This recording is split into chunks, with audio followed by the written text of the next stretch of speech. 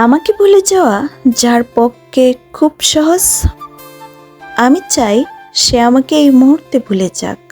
আমার সাথে কথা না বললেও যার কিচ্ছুটি যায় আসে না, আমি চাই তার সাথে আমার আর কখনো কথা না হোক।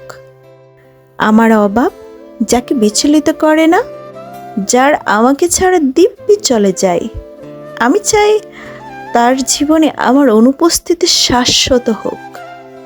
আমার অভিমান, আমার কান্না, আমার নির্ঘুম রাত যাকে বিন্দু মাত্র স্পর্শ করতে পারে না, আমি চাই তার আঙ্গুল আর কোনোদিন আমার আঙ্গুল স্পর্শ না করুক।